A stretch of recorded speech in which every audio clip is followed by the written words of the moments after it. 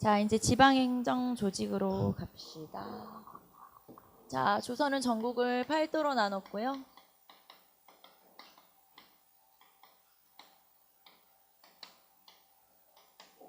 팔도에는 관찰사를 임명하게 되죠.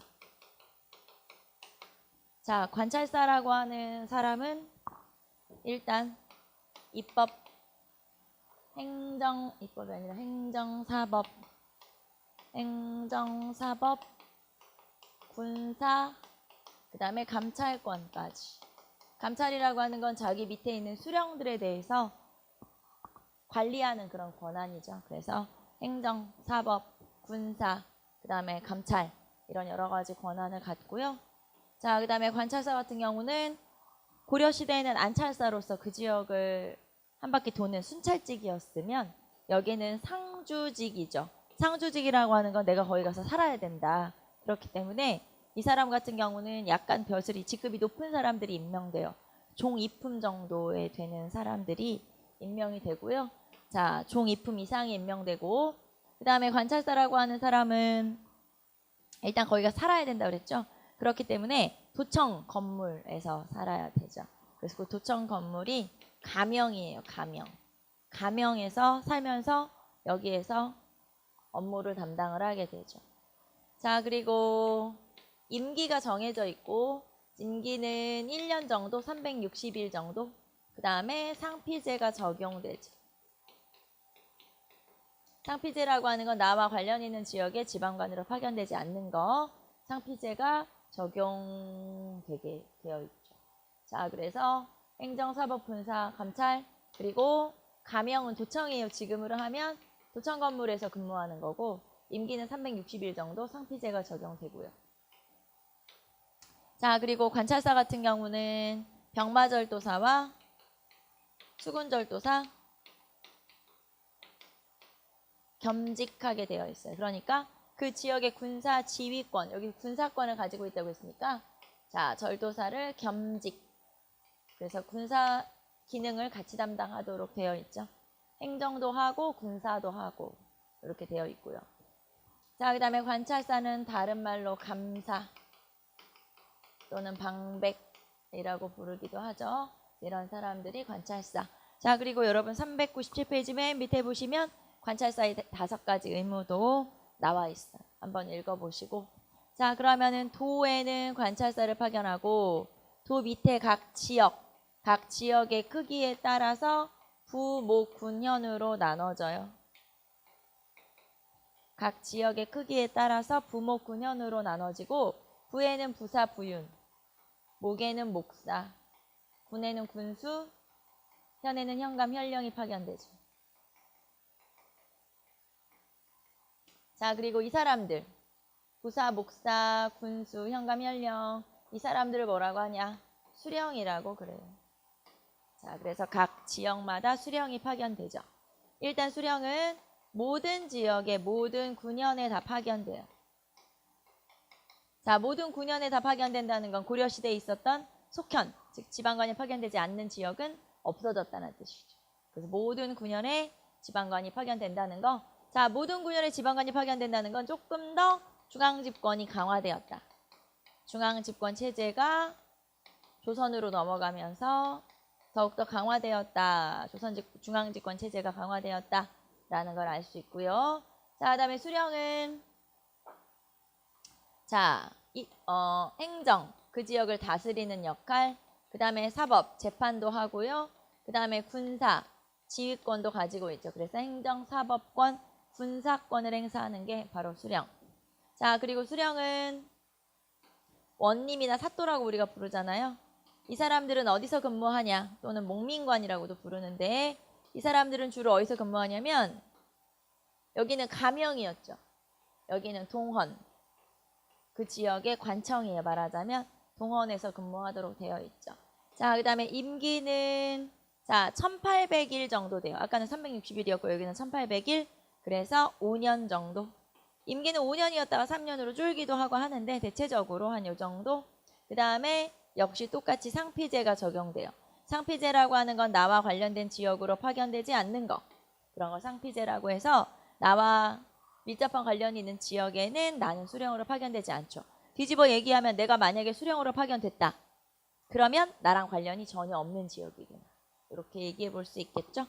자, 그래서 수령, 그리고 수령은 수령 7사라고 해서 수령이 지켜야 되는 의무가 있어요. 수령 7사. 수령이 지켜야 되는 의무가 있다. 자, 그래서 여러분 398페이지로 넘겨보시면 수령 7사가 나오겠죠. 수령 7사 한번 읽어보세요. 거기 보시면 농업을 발전시킬 것, 농상성. 그 다음에 교육을 진흥할 것, 학교흥. 자, 그리고 법을 다 지켜 모범을 보일 것, 즉 소송을 간결하게 할 것, 사송간. 자, 그 다음에 간사하고 교활한 무리를 제거할 것, 간활식, 나쁜 무리들을 없애라. 자, 그리고 군사훈련을 엄정히 할 것, 군정수.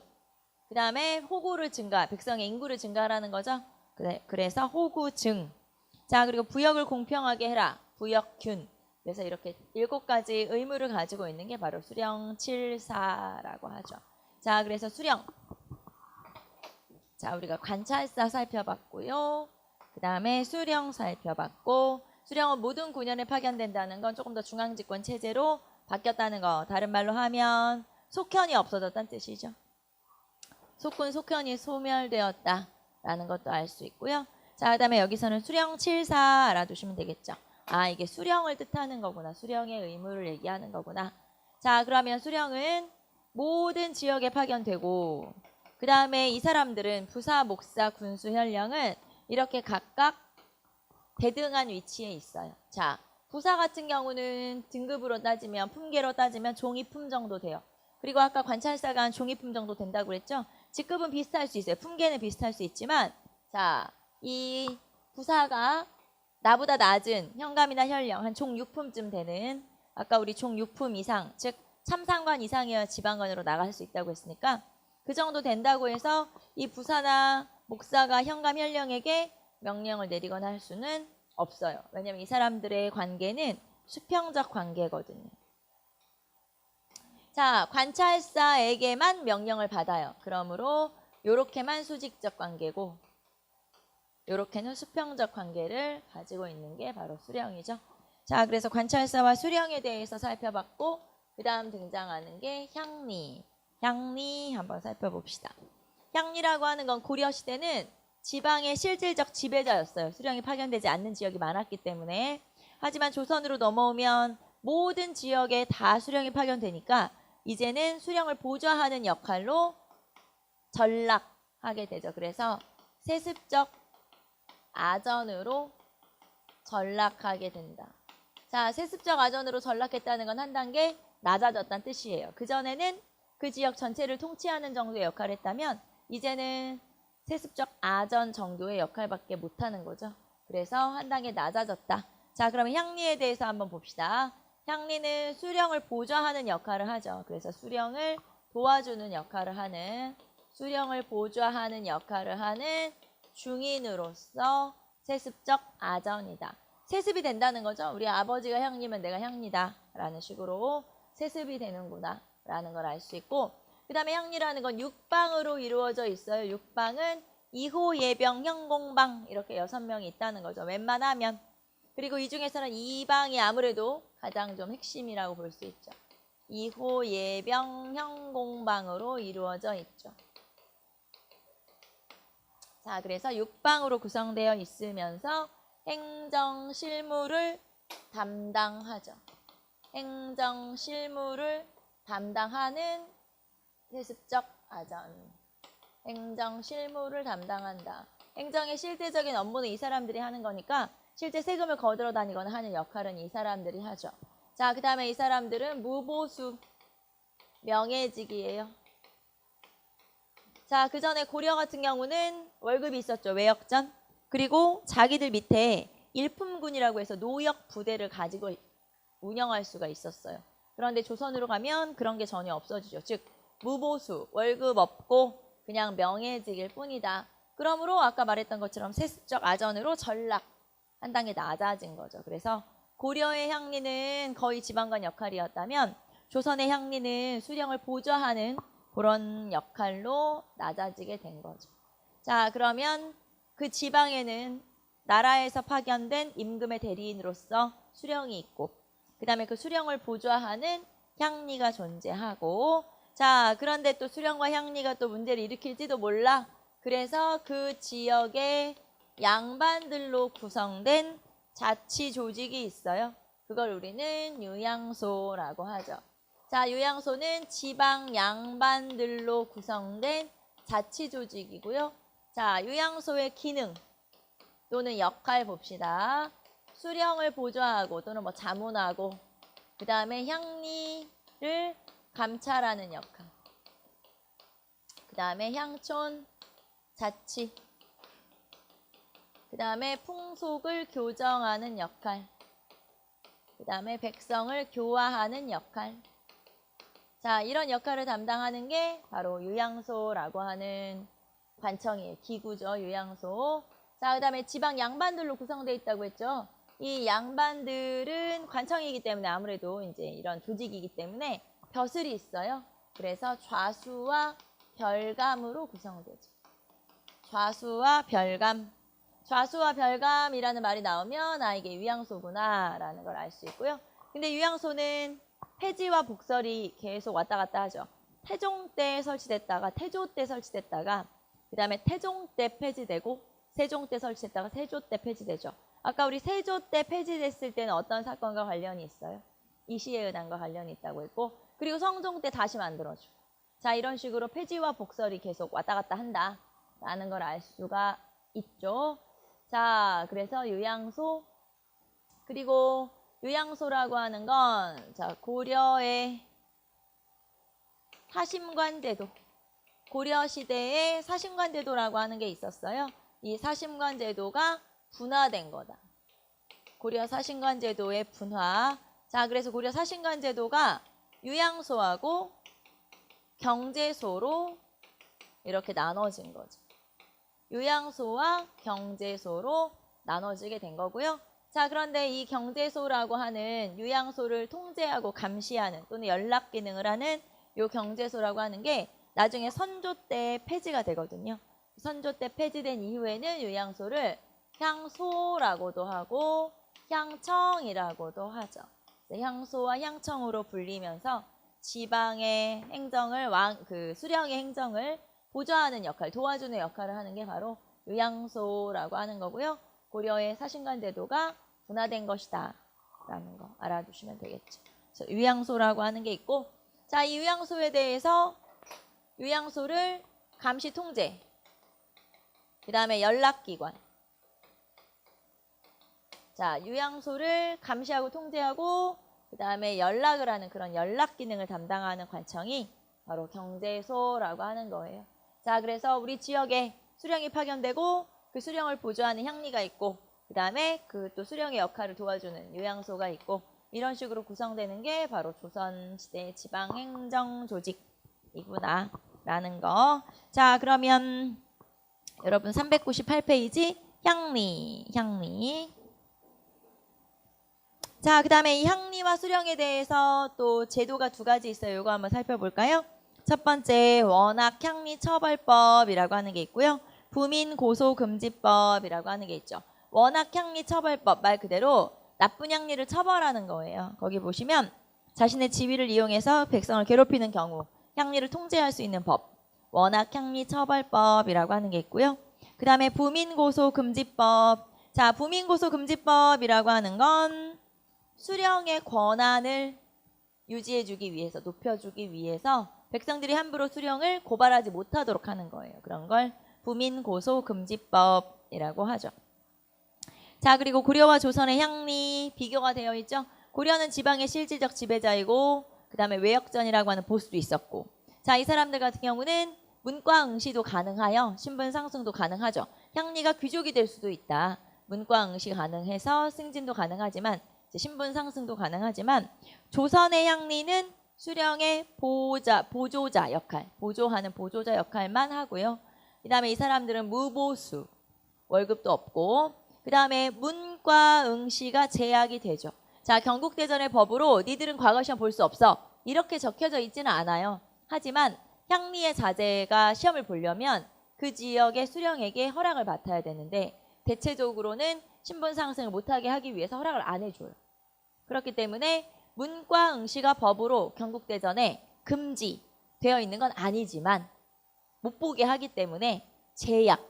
그러니까 결국에는 문과 응시를 못 본다는 얘기죠. 문과 응시가 안 되면 양반이 될 수가 없고 신분 상승이 안 되는 거죠. 결국에는 신분 상승이 어렵구나라는 걸 알 수가 있죠. 자, 그래서 고려와 조선의 향리를 한번 비교해 보시고요.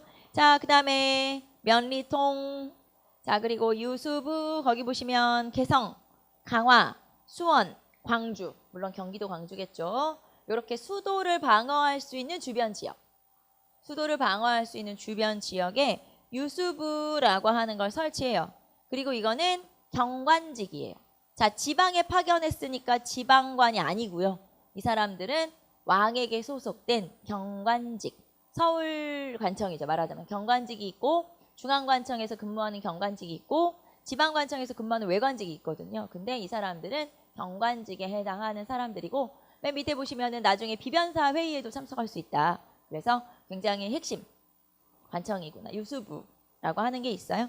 자, 그 다음에 특수행정제도라고 해서 특수지방제도라고 해서 유양소와 경제소를 우리가 이제 특수지방제도라고 표현을 하는데 한 장 넘겨보시면 유양소, 경제소 나와 있죠.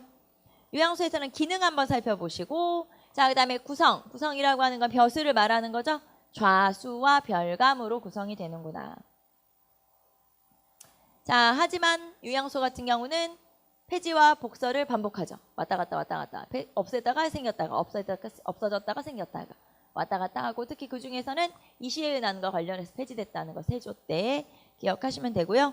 자, 그 다음에 경제소, 자, 유양소와 정부의 연락관계이면서 연락 관련 그리고 통제 역할을 하는 기구가 바로 경제소라고 하는 거고요. 한번 읽어보시고 자, 그 다음에 지방제도의 특징만 한번 쭉 살펴봅시다. 중앙집권 체제가 강화됐죠. 모든 군현의 지방관이 파견됐다고 했으니까 지방관이 파견되지 않은 속현이 사라진 거예요. 그래서 그만큼 이제 더욱더 중앙집권 체제가 강화되었다. 자, 그 다음에 향부곡 소가 소멸했어요.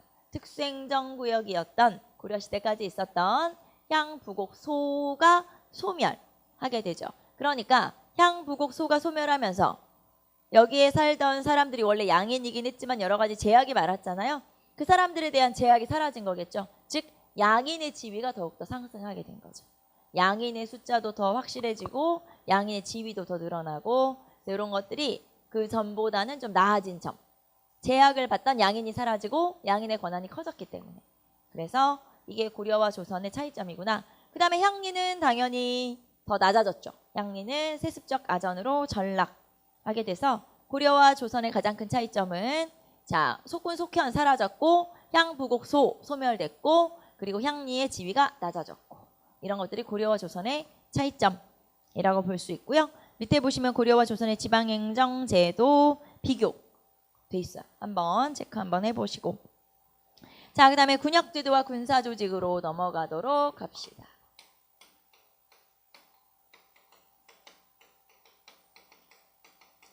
자, 군역제도와 군사조직에서는 일단 군역제도에서 군대를 가는 사람들이 누구냐 원칙 한번 봅시다. 자, 누가 군대를 가냐면 군대는 군역제도에서 보통은 16세에서 60세까지의 정남이 가죠. 당연히 가는데 자, 16세에서 60세까지의 양인 남자 정남이 가긴 가는데 자, 그러면 원래 원칙은 즉 모두 다 군대를 누가 가야 되냐면 원칙으로는 양인 개병제가 원칙이에요. 자, 양인 개병제라고 하는 건 양인은 모두 병사다라는 뜻이죠. 자, 양인은 모두 개자예요. 그래서 모두 병사다.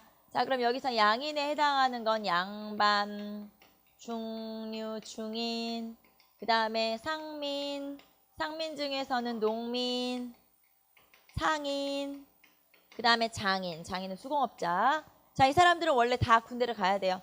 자, 그러니까 실제로는 양반도 군역의 의무가 있긴 있는 거죠. 원래는 군대를 가야 되는데 문제는 면제되는 사람들이 있더라. 자, 어떤 사람들이 면제되냐면 현직 관리이거나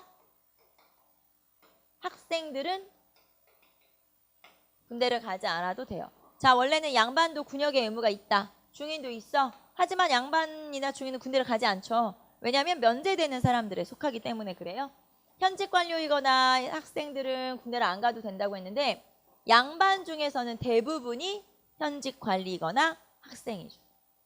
양반의 16세에서 60세까지의 남자들 중에 대부분이 현직 관리이거나 아니면 학생이거나 대부분이 그렇기 때문에 양반들은 군대를 가지 않아요. 즉 군역의 의무는 있지만 군대가 면제되는 거죠. 군대를 가진 않는다. 군역의 의무가 아예 없었던 건 아니에요. 군역의 의무가 있지만 면제되는 거죠. 자, 그 다음에 중인도 마찬가지예요. 중인도 현직 관리 아니면 거의 다 학생이에요. 결국에는 군대를 가지 않는다는 얘기죠.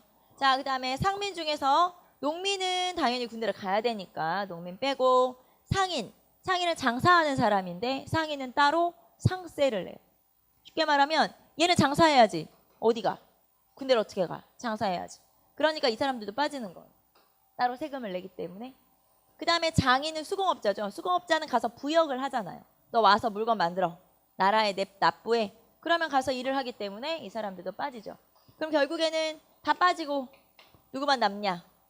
상민 중에서 농민만 남죠. 자, 그렇기 때문에 양인계병제의 원칙도 가지고 있지만 농병일치제의 원칙도 가지고 있어요. 자, 농병일치제, 농민과 병사는 일치한다. 결국에는 군대를 제대로 가는 사람은 누구밖에?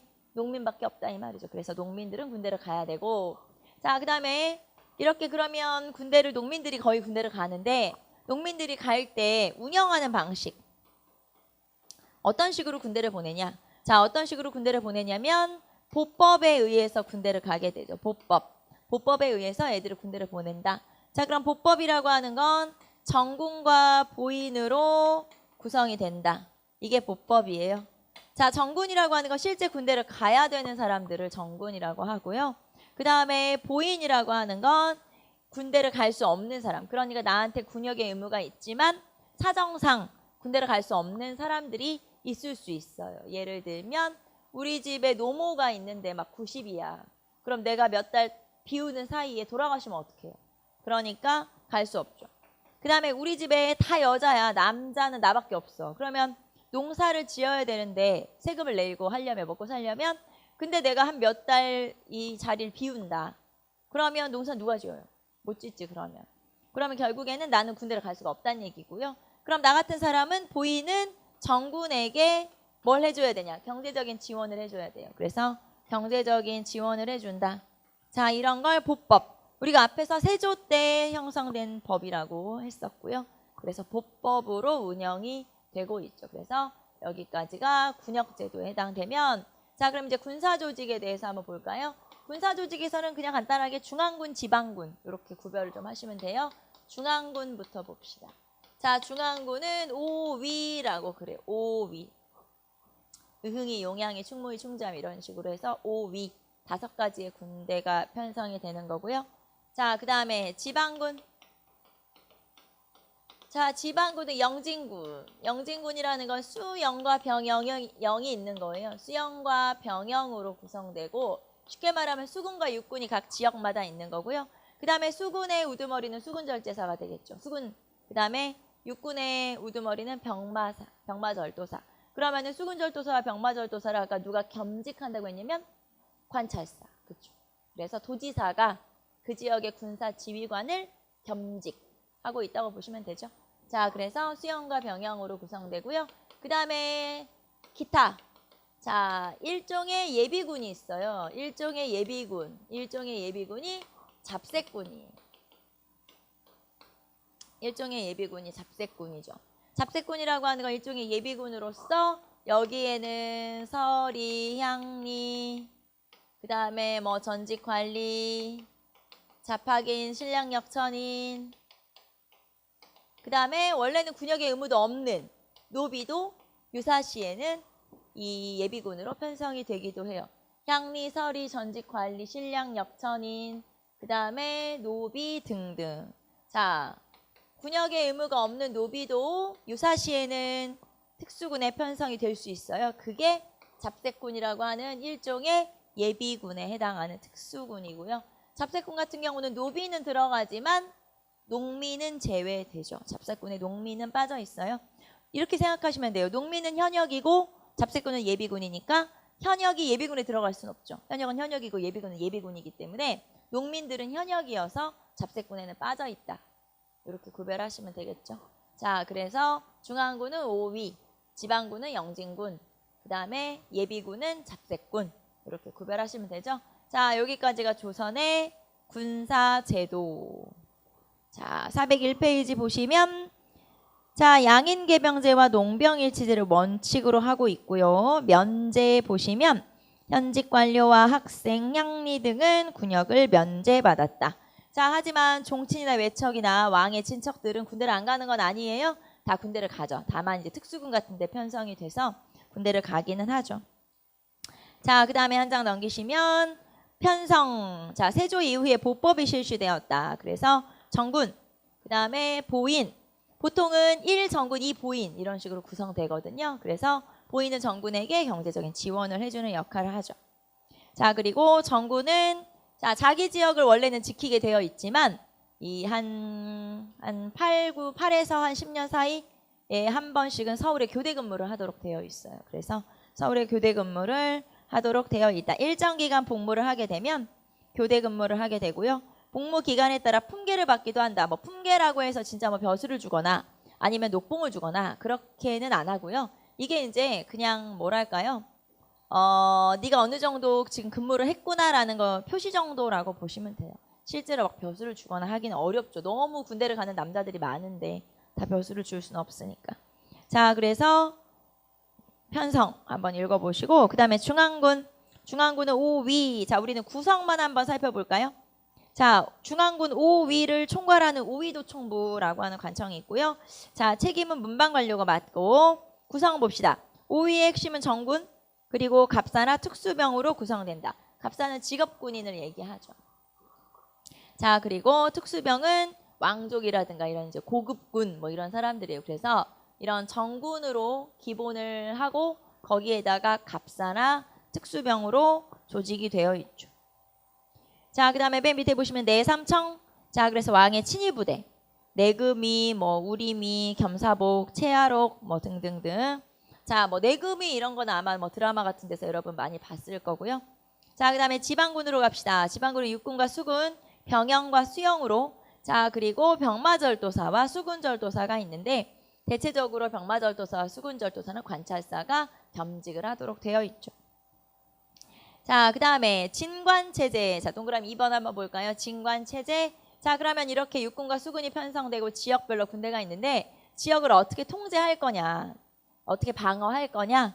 자, 각 지역에다가 거진을 설치하고 진을 설치하고 자기 지역 단위로 방어를 하도록 되어 있어요. 자, 거기 보시면 거진의 수령이 그 지역의 군대를 통제하는, 그러니까 병영 밑에 몇 개의 거진을 두고 그 거진은 수령이 담당하니까 쉽게 말하면 이런 진관체제라고 하는 건 자기 지역은 자기 지역에서 방어하는 거예요. 즉 지역 단위 방어 체제라고 볼 수 있죠. 진관체제라고 하는 건 자기 지역만 잘 지키면 되는 거예요. 병영 밑에 몇 개의 거진을 설치하고 그 거진을 수령이 담당한다. 말 그대로 수령이 그냥 자기 지역만 잘 지키면 되는 거죠. 즉 지역 단위 방어 체제, 이런 걸 진관체제라고 하죠.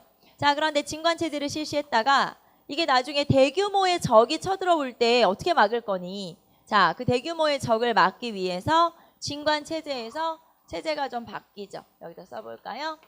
방어체제는 진관체제였다가 그 전에는 뭐 입군체제 이런 게 있는데 여러분 한번 읽어보시고, 자, 진관체제였다가 진관체제에서 제승방략체제로 바뀌죠.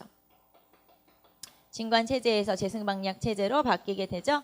진관체제라고 하는 건 세조 때 실시됐고 지역 단위 방어체제예요.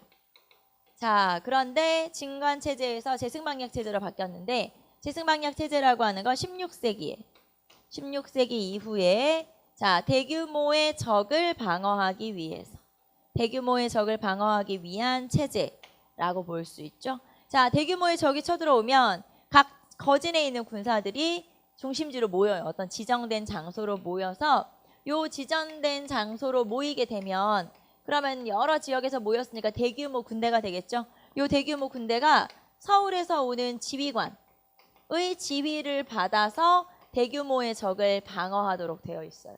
자, 이렇게 각 지역에 있는 거진에서 핵심 지역으로 모이고 서울에서 지휘관이 오고 이 사람의 지휘를 받아서 대규모 적을 막으면 된다. 이건 이론상으로는 되게 그럴듯한데 실제로는 이 제승방약 체제가 별다른 효과가 없었다는 거.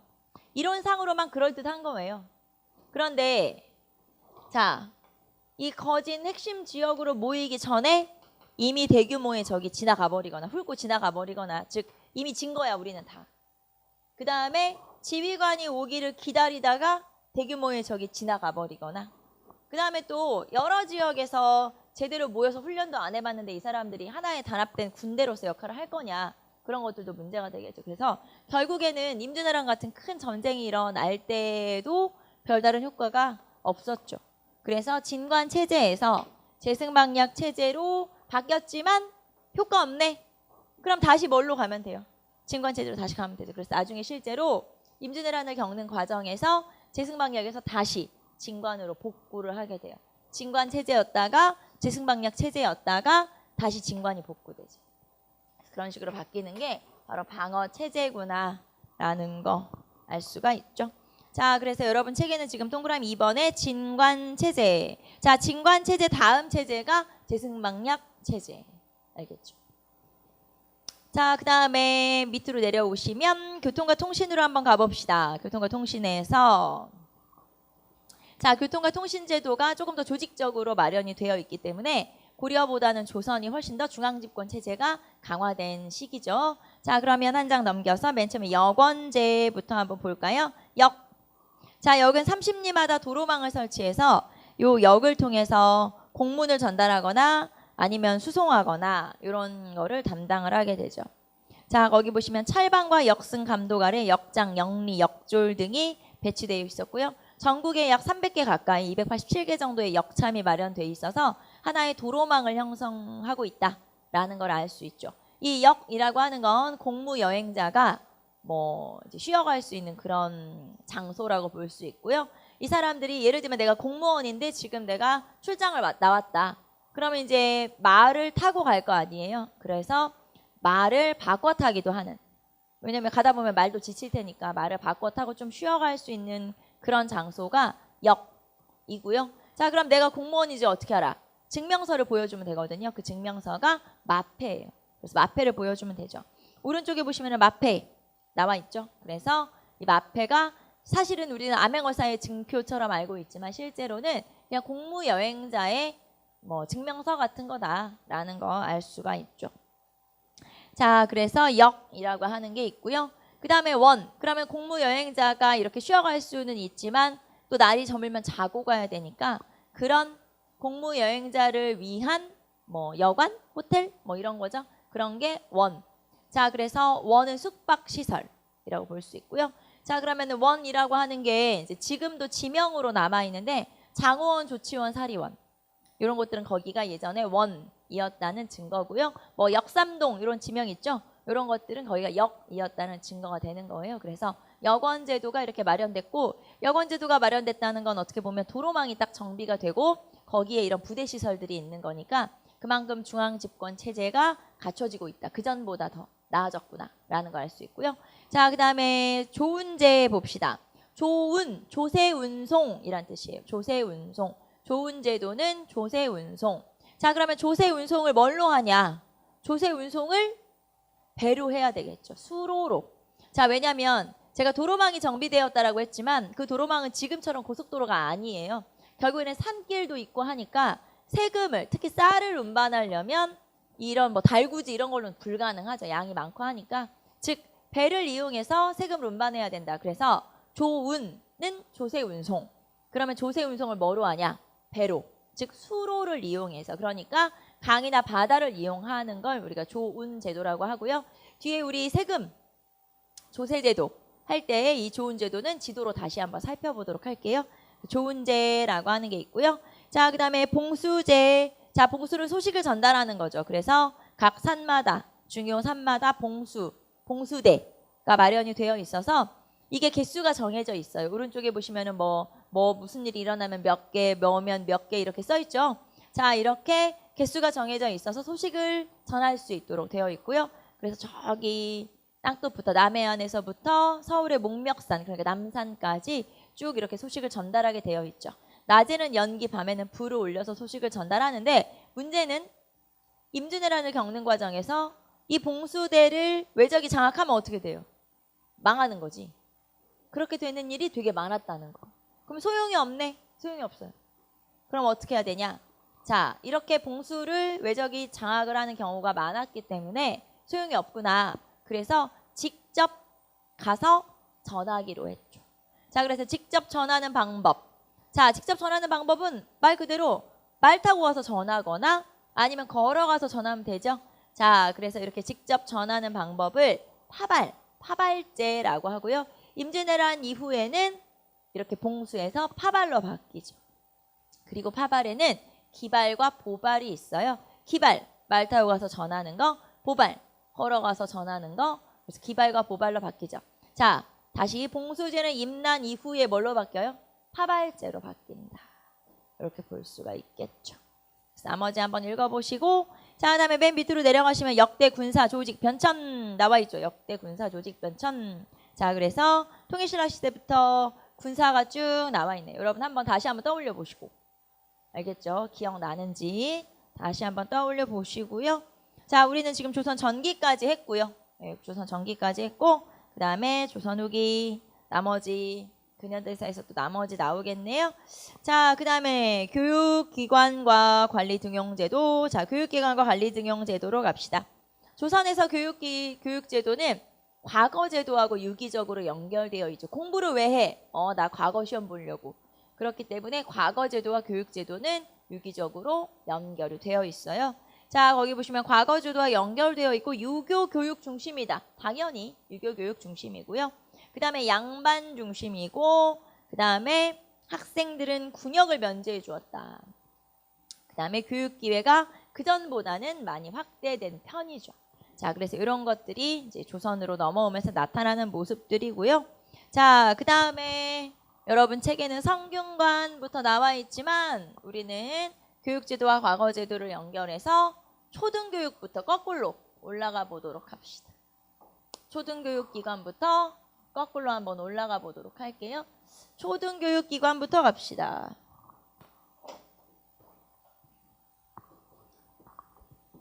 자, 초등학교. 초등학교는 서당이죠, 서당. 서당은 지방에도 있고 사립교육기관이고요. 자, 서당 같은 경우는 한 5, 6세 정도? 그러니까 만으로 하면 5, 6세니까 지금 초등학교 가면 한 8살쯤 가죠. 그 정도 그러니까 한 7, 8세 정도 학교로 간다고 생각하시면 되죠. 7, 8세 정도.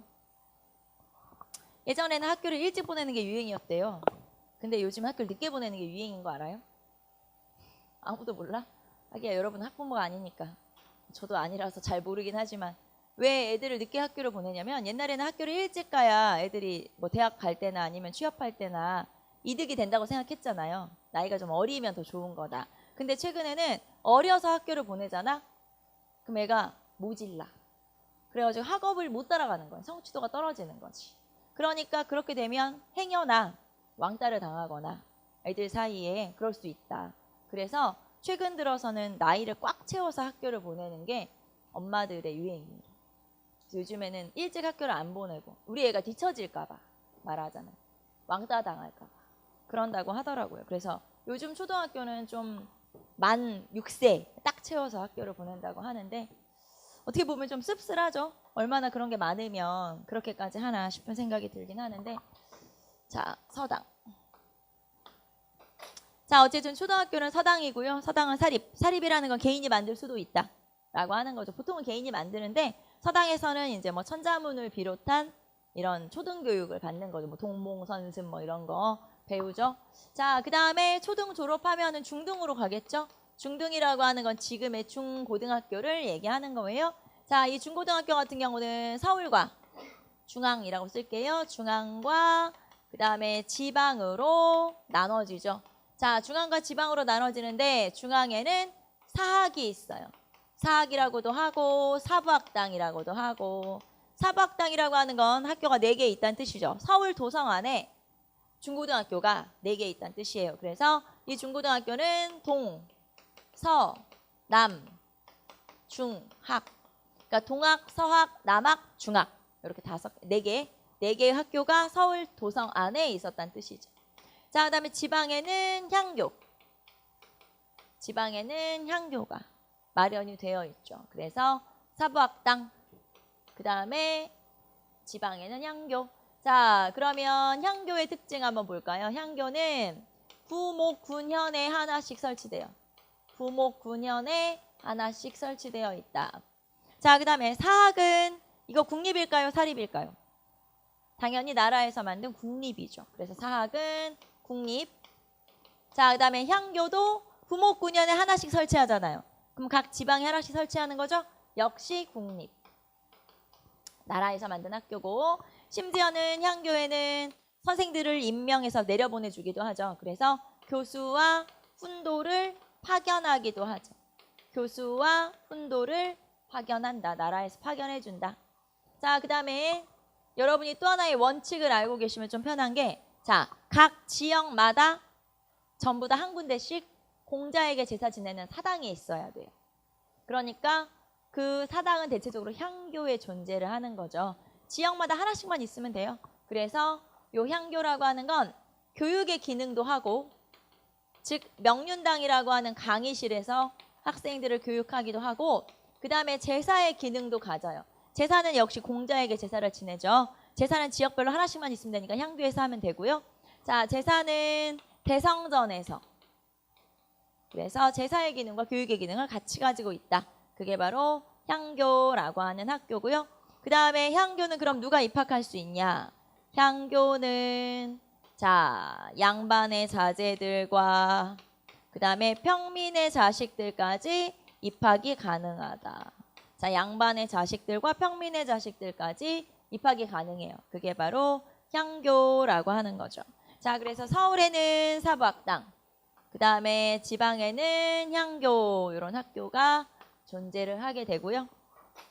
자, 그 다음에 여기를 이제 졸업을 하게 되면 속과 시험을 보는 거거든요. 속과는 조금 이따 하고, 고등교육기관으로 갑시다. 고등교육기관이라고 하는 건 이제 여기 졸업하게 되면 대학을 가는 거죠. 지금으로 하면. 자, 그래서 대학은 성균관이라고 하는 대학이 마련이 되어 있죠. 자, 서울에 있는 국립 최고 교육기관, 바로 성균관이라고 하는 교육기관이고요. 앞에서 우리가 관청들 살펴볼 때 사관 중에 하나였죠. 기억나요, 여러분? 뭐 예문관, 승문원, 교서관, 성균관. 그래서 사관 중에 하나였고요. 성균관이라고 하는 기관은 대사성이라고 하는 사람이, 쉽게 말하면 교장이죠. 지금으로 하면 총장 정도 되겠죠. 자, 성균관은 입학 연한은 한 9년 정도, 그러니까 수업 연한은 9년 정도 되고요. 그 다음에 입학 자격은 속과 합격생, 속과 합격자가 입학을 할 수가 있다. 그런데 속과 합격생만 입학을 하는 건 아니고, 이렇게 속과를 통해서 정식으로 입학한 사람들을 상재생이라고 그래요. 자, 그러면 만약에 이렇게 상재생도 있고 하재생도 있는데, 하재생은 뭐냐면 이 성균관의 정원이 한 200명 정도 되거든요. 그러면은 성균관에서 이 200명 중에 어떤 사람들은 과거 시험을 통해서 시험 봐서 합격해서 나가는 경우도 있죠. 그러면 궐원이 생기죠. 쉽게 말하면 TO가 생기게 되는 거고, 이런 TO들을 과거 시험을 봐서 바로바로 뽑을 수가 없기 때문에, 왜냐면 과거는 3년에 한번 정해져 있으니까 바로바로 뽑을 수가 없기 때문에 얘네들의 정원을 채우기 위해서 사부학당으로 가요. 그러니까 사부학당에서 간단한 시험을 통해서 승보시라고 하는데, 이렇게 간단한 시험을 통해서 얘네들을 궐원을 메꾸는 역할을 하게 되죠. 그러면 이제 그런 식으로 뭐 사부학당에서 학생들이 또 임명이 되겠죠. 아니면 또 뭐 음서를 통해서 올라온다거나 뭐 이런 식의 경우들이 있어요. 그래서 자, 예를 들면은 사부학당의 학생, 뭐 승보시를 통해서 합격한 이런 사람들을 하재생이라고 그래요. 하재생. 그래서 상재생과 하재생이 이렇게 존재한다. 자, 그리고 향교에서 생각난 게 하나 있어. 만약에 향교에서 공부를 되게 못해서, 쉽게 말하면 일정 학점을 못 딴 거예요. 그러면 군역을, 아까 군역을 면제해 준댔죠, 무조건. 군역을 하도록. 그러니까 일정 성적을 따지 못하면 군대를 보내버리는 거예요. 쉽게 말하면 F 막 맞으면 군대 보내는 거랑 똑같죠. 요즘도 그렇지 않아요? 대학교에서 막 F를 막 맞았어. 메꾸기가 싫어. 그럼 군대를 가는 거지. 끌려가는 거지 뭐. 똑같은 거예요 지금하고. 그래서 향교도 마찬가지. 자 어쨌든 속과 합격생이 상대생으로 이 사람들은 이제 정식 입학생이라고 보시면 되고요. 궐원을 메꾸기 위해서 사박당 학생처럼 이렇게 이제 쉽게 말하면 간단한 시험을 통해서 데려오는 경우가 있어요. 자 입학연한, 수업연한은 9년이라고 했고 역시 성균관도 교육과 제사의 기능을 같이 갖죠. 자 향교는 각 지역마다 하나씩 있고 지역마다 공자에게 제사 지내는 사당이 하나씩 있으면 됐다고 했으니까 서울에는 성균관에만 있으면 되는 거예요. 즉 사부학당은 그래서 무슨 기능만 있냐면 교육의 기능만 있고 여기에서 제사를 지내죠. 서울에서 사부학당도 있고 성균관도 있으니까 자 그러면은 교육은 역시 똑같아요. 명륜당, 명륜당이라고 하는 강의실. 그 다음에 제사. 제사는 대성전보다 조금 규모가 큰 거. 거기서 이제 제사를 지내죠. 공자 제사, 문묘라고 그래요. 문묘에서 공자 제사를 지내고요. 이 문묘에다가 제사를 지낼 때는 왕이 직접 와서 제사를 지내죠. 그래서 문묘에 대해서 제사를 지내는 게 바로 성균관이고 성균관은 국립교육기관이기 때문에 여기에 입학한 학생들은 장학금을 주고요. 그러니까 입학금 등록금 공짜, 그 다음에 기숙사비 공짜 지금으로 하면 그 다음에 용돈도 줘요. 그리고 원래 서울 안에서는 소에 대한 도살이 금지돼 있어요. 소를 도성원에서는 잡을 수 없게 돼 있거든요. 그런데 성균관 학생들을 위해서는 도살을 할 수가 있어요. 애들 고기 좀 먹여라 이런 거죠 말하자면. 그리고 이 사람들은 예비관료로 인정을 받기 때문에 이 사람들 같은 경우는 만약에 정치가 지금 문제가 좀 있다. 그럼 이 사람들은 동맹 휴학을 할 수도 있는 거예요. 말하자면 수업 거부를 해서 이 사람들은 이 나라에 대해서 정치에 대해서 뭔가 이제 건의를 할 수가 있고 특히 이 성균관 유생들이 건의한 거에 대해서는 왕이 반드시 답변을 하도록 돼 있어요.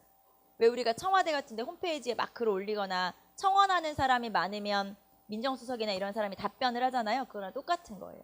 그래서 성균관에서 유생들이 뭔가를 원하면 또는 제시를 하거나 하면 왕은 반드시 그거에 대한 답변, 교지를 내릴 수 있도록 되어 있거든요. 그래서 그런 식으로 되어 있고요.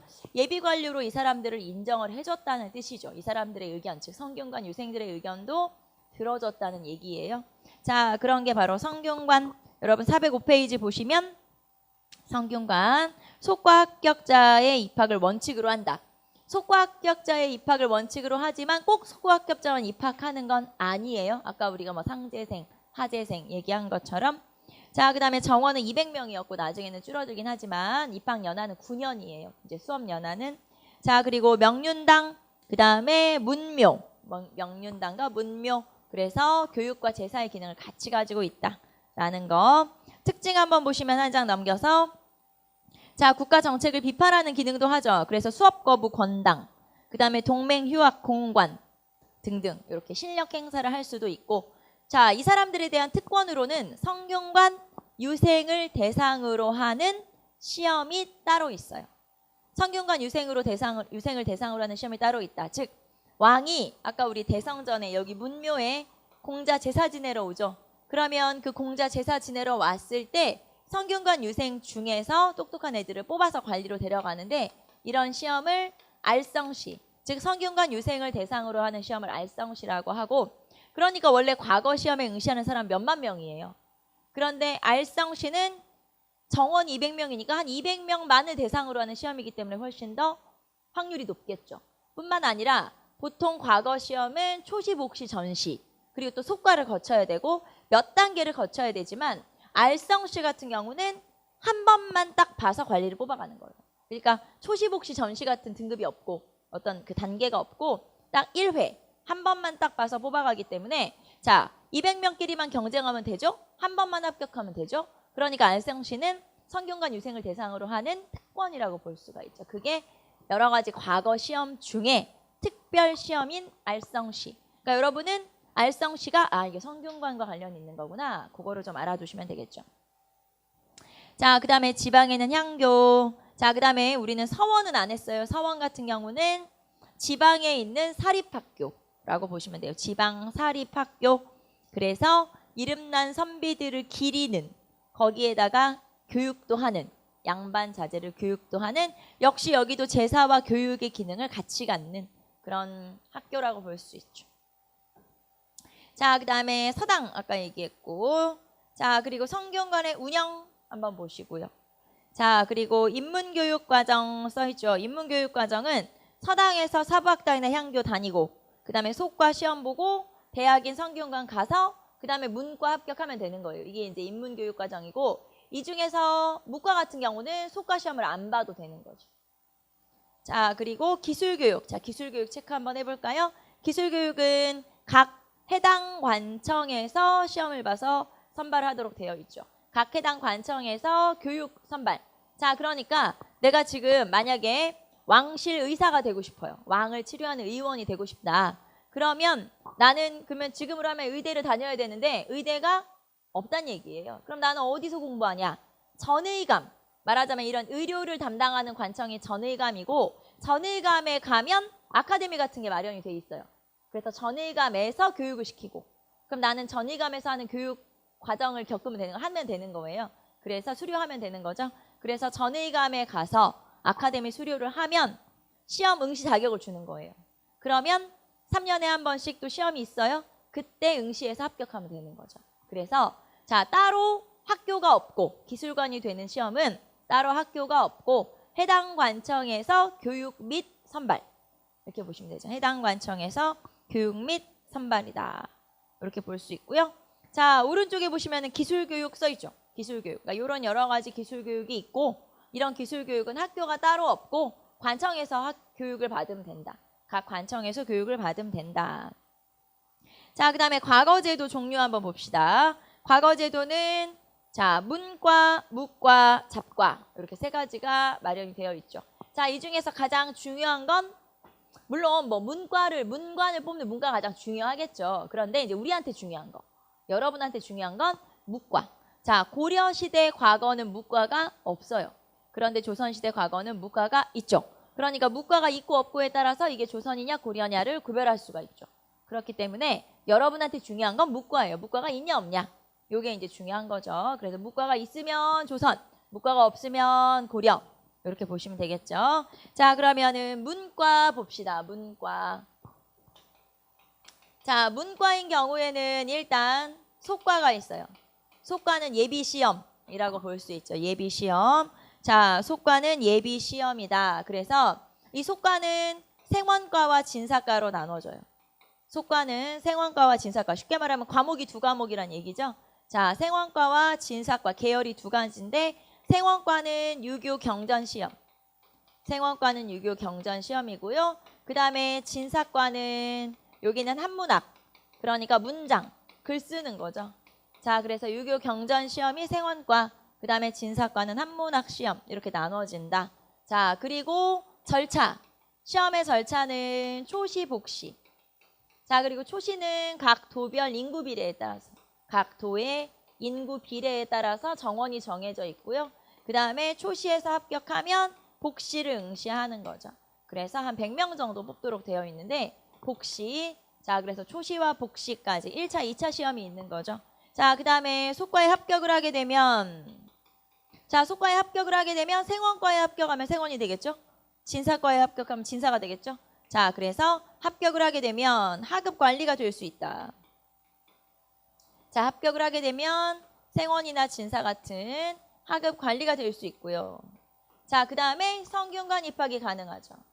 그러니까 하급 관리가 되거나 아니면 성균관에 입학하거나, 그래서 합격을 하게 되면 이렇게. 자, 그리고 합격한 사람들한테는 합격증을 줘요. 100배. 100배를 지급하도록 되어 있죠. 자, 그래서 여기서는 여러분은 100배를 기억하시면 되고, 그 다음에 초시복시 2개, 그 다음에 생원과와 진사과. 최근 들어서는 이것도 물어봐요. 생원이 유교 경전이냐 한문학이냐. 진사가 유교 경전이냐 한문학이냐. 그것도 물어보니까 구별하시면 되고요. 자, 그러면 이렇게 속과에 합격했다. 그 다음에는 대과시험을 봐야 되겠죠. 대과시험은 이제 본시험이라고 볼 수 있죠. 속과는 예비시험, 여기는 본시험.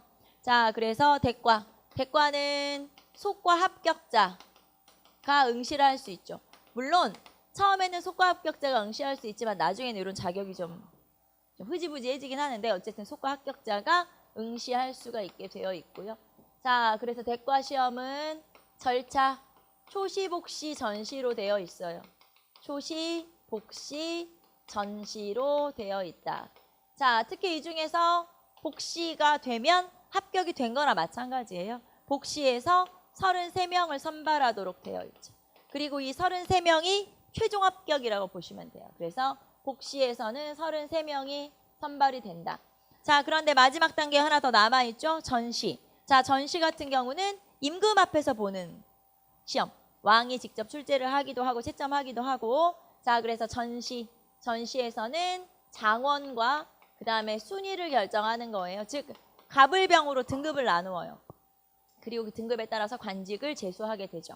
자, 그래서 장원을 뽑고 1등 뽑고 그 다음에 순서 정하고 이런 게 임금 앞에서 보는 전시라고 하는 시험이죠. 자, 그래서 대과, 초시, 복시, 전시. 자, 그리고 합격을 한 사람에게는 홍패를 지급하도록 되어 있죠. 홍패 지급. 자, 그리고 장원을 하게 되면 총 6품으로 등용이 돼요. 그래서 이 사람 같은 경우는 이제 빨리 승진할 수 있겠죠. 자, 그리고 왕이 옷도 주고 왕이 술도 주고 뭐 이제 이런 식으로 왕이 대접을 좀 해주게 되죠. 그리고 여기에서는 홍패가 지급된다는 거 알아두시면 되겠죠. 자, 이게 이제 문과의 경우는 이렇게 되고요. 자, 그 다음에 나머지 무과나 잡과의 경우를 한번 볼까요? 여러분 408페이지 한번 보세요. 408페이지 보시면은 무과. 자, 무과에서는 속과는 따로 없고요. 그 다음에 병조에서 관리하죠. 속과 시험이 없다는 건 우리가 아까 예비 시험이 있고 본 시험이 있다고 했잖아요. 무과에서는 예비 시험이 따로 없다는 얘기죠. 자, 그래서 무과에서는 속과 없고, 자, 그 다음에 병조에서 담당하고요. 자, 복시에서 28명. 자, 숫자가 달라요. 문과는 33명, 무과는 28명. 자, 그래서 28명. 자, 그리고 전시에서는 갑을 병으로 나누어 등급을 정한다. 즉 1등을 따로 뽑지 않아요. 장원을 따로 뽑지 않는다. 자, 합격자 보시면 장원은 없고 합격자를 선달이라고 불렀고 홍패를 지급하였다. 자, 정리를 한번 해보면 무과. 자, 무과는 교육기관이 따로 없어요. 나 무술 어디서 배워요? 네, 학교가 없습니다. 교육기관이 없고요. 자, 그 다음에 속과 시험이 따로 없고요. 자, 그 다음에 장원을 따로 뽑지 않아요.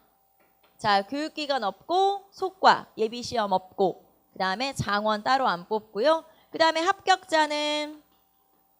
합격은 복시에서 28명.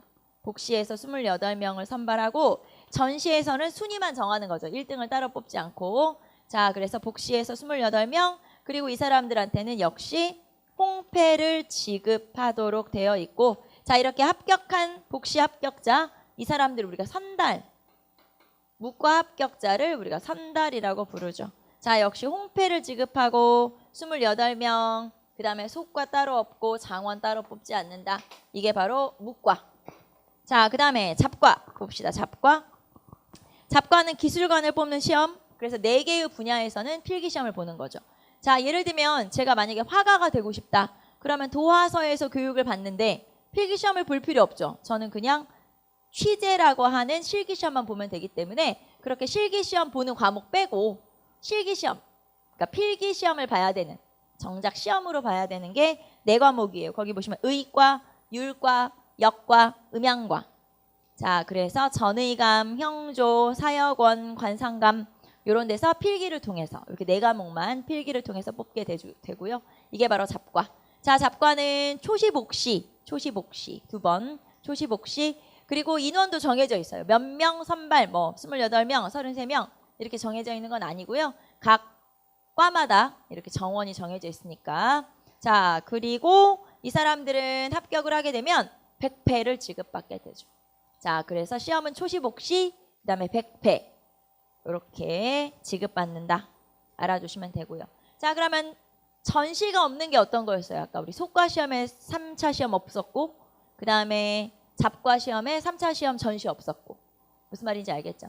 3차까지 뽑으면 홍패를 주는 거고 1, 2차에서 합격하면 100패를 준다. 이렇게 구별해도 괜찮겠죠? 여러분 외우실 때는.